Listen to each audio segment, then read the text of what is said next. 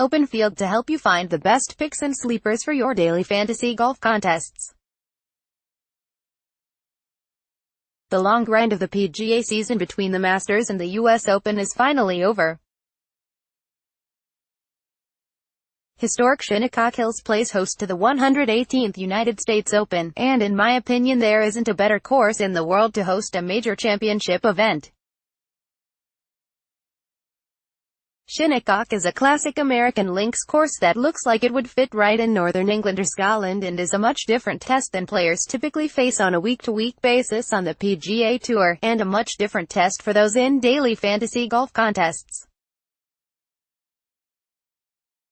Shinnecock is a par 70 layout that checks in at 7,445 yards.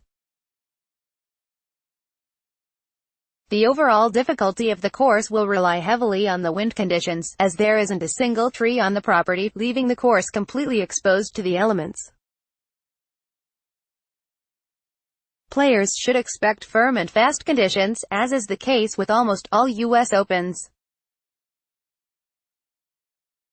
Shinnecock has played host to 4 previous U.S. Opens, with the last being in 2004 where Retief Goosen held off Phil Mickelson to take home the title.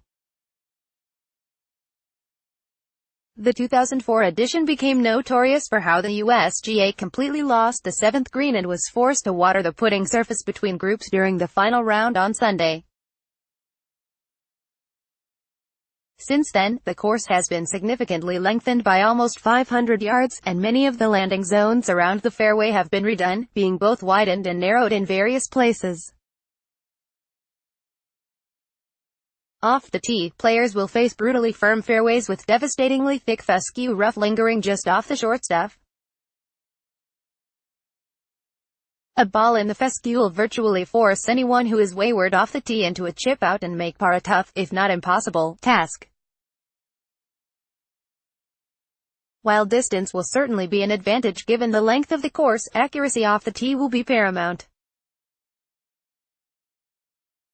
The firmness of the fairway should provide ample amounts of run out on tee shots, so even short knockers have a chance at approaching the green from a reasonable distance. More DFS, lineup builder, strategy approach is where this tournament will be won and lost this week. The green complexes at Shinnecock are legendary, with nearly every approach coming into a raised green with shaved areas off the putting surfaces, a la Pinehurst No. 2. Getting up and down from off the green will be a tough task this week. However, players who put the ball on the proper areas of the putting surfaces will be rewarded with birdie opportunities. We may see players who struggle with chipping opt to putt from off the green, but the slopes at Shinnecock are much more severe than at a course like Pinehurst, so there is much more difficulty and risk with implementing that strategy. Shinnecock is also unique in that it features POA greens, something that we rarely see outside of courses on the West Coast, being a par 70 layout with 2 difficult par 5s. I'll be looking at par 4 and par 3 scoring. All 4 of the par 3s are incredibly difficult and will likely all play well over par.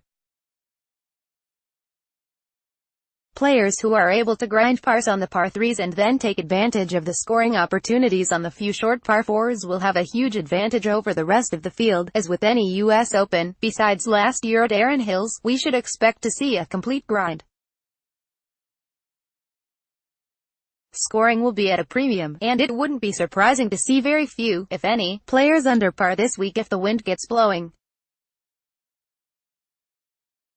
In DFS we typically want to target birdie makers, but at an event like this where finishing position will be crucial to overall scoring, finding guys who can grind out pars and not implode with big numbers takes on an added importance. With there being no relevant course history to speak of this week, here are a few courses that I'm looking at as corollary courses to Shinnecock Hills: Oakmont CC, long par 70 layout with firm and fast conditions; Royal Birkdale, links-style course that requires players to fly the ball into the green rather than play bump and runs like other links-style layouts; Erin Hills, American links-style course with wide landing zone where length will help but accuracy off the tee was most important. There's plenty of strategy that goes into putting together a winning DFS lineup, and the best place to start is RotoChill's DFS tools.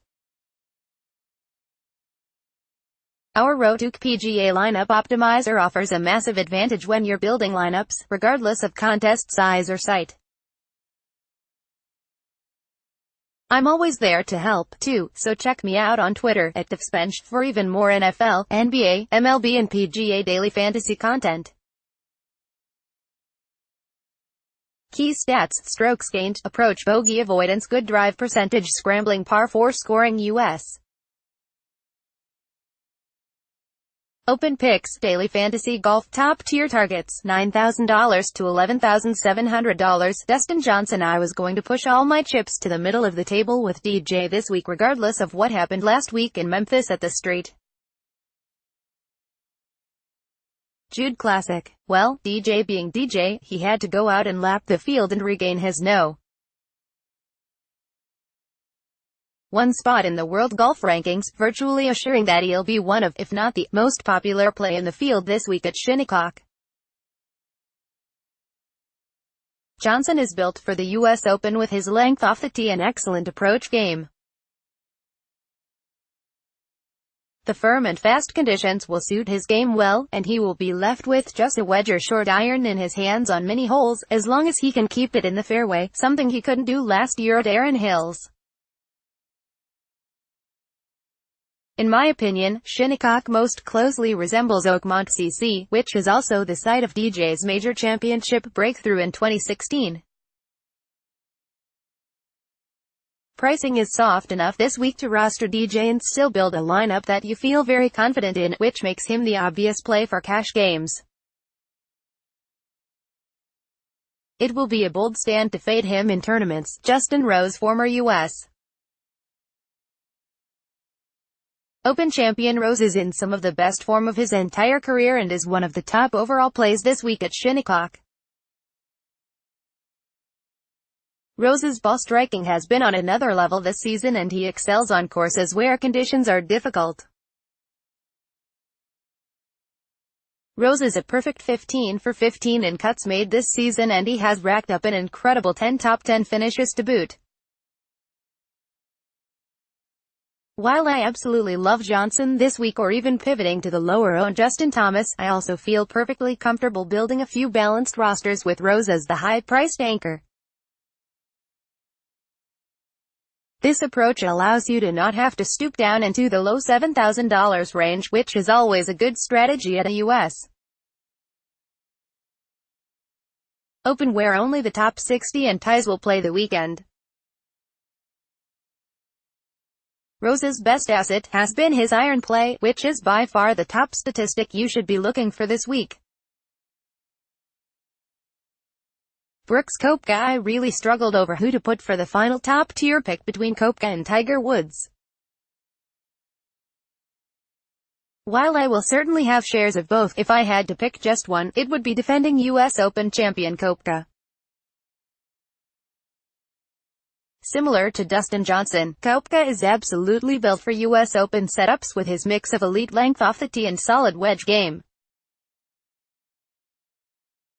However, Brooks is much better putter and has the slightly better touch around the greens than DJ, which should help him grind out pars if his iron play wavers. Koepka's performance in major championships speaks for itself, as he hasn't missed a cut in a major since the 2013 Open Championship and has finished within the top 25 in 10 straight appearances in major championships. Mid-tier targets, $7,500 to $8,900. Hideki Matsuyama: I admittedly have a soft spot for Hideki, but with that in mind, I'll be looking to load up on him this week at likely low ownership. It's hard to see his ownership getting much higher than 10 to 15% in the Millionaire Maker, with guys such as Tiger Woods and Brooks Koepka just above him in pricing and chalky options such as Henrik Stenson and Paul Casey a few hundred cheaper. Matsuyama has been flying under the radar despite form that has shown signs of life over the past month, with finishes of T16 and T13 in his last two showings. Similar to Koepka, Matsuyama almost always shows up in major championships, finishing within the top 20 in his last 5 showings in majors and a T2 last year at Erin Hills, another long American Link-style layout. Brandon Grace is a guy to target whenever he tees it up at a difficult course, and this week at Shinnecock could be the time for Grace to break through on the major stage. Grace is an excellent links player, and his low ball flight will play well at Shinnecock if and when the wind starts to blow. Grace played excellent last year at Royal Birkdale, which is a course I'm using as a corollary course to Shinnecock with its link-style layout that forces players to fly the ball into the greens. Grace also played excellent at the U.S. Open in Oakmont, another course with traits similar to Shinnecock, finishing with a T5.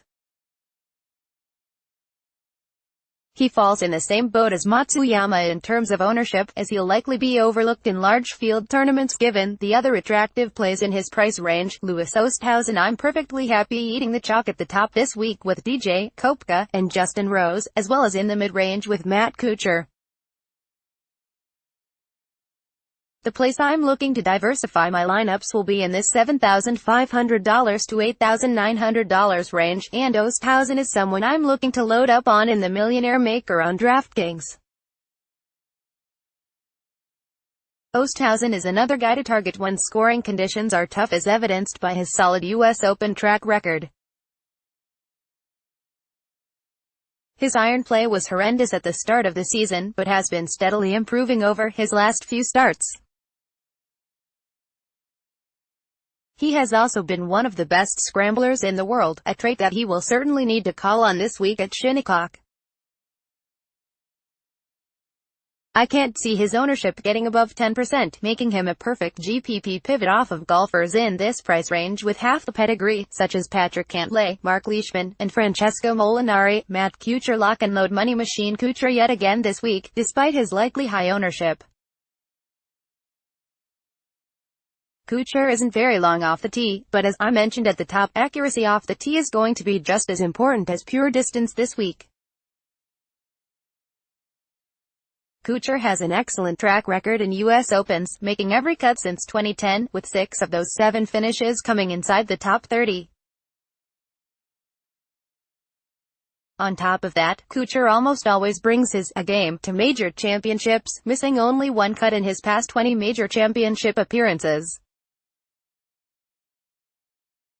The $7,600 price tag is an incredible value, making Kuchar undoubtedly the good kind of chalk this week at Shinnecock. Others to consider: Phil Mickelson, GPP, Paul Casey, Cash, Tommy Fleetwood, more DFS, lineup builder, strategy.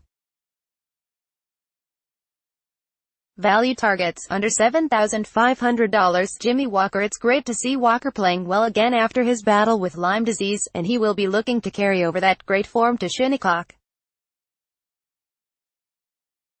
Besides his PGA Championship win in 2016, his track record in major championships has been fairly poor over the past 2 years. However, his ball striking has been at a top-tier level, and he has gained strokes versus the field in all of his starts since the Masters. Walker is an excellent wind player and will be comfortable dealing with the conditions that players will likely face. Zach Johnson. It's hard to tell where the public will go with Johnson this week. On one hand, he is a big-name, multi-time major winner who is priced in the low $7,000 range. On the other, he is a very short hitter, which may drive people away. I'm on the Pro CJ side of things, as he is a fantastic links player and wasn't hindered much last year at Erin Hills and its 7,800-yard length, finishing a respectable T27. Johnson will be helped by the difficult conditions and the emphasis on grinding out pars on the difficult par 3s that Shinnecock will throw at the field. Other value plays to consider: Rafa Cabrera Bello, Si Woo Kim, Charles Howell, Brian Fox.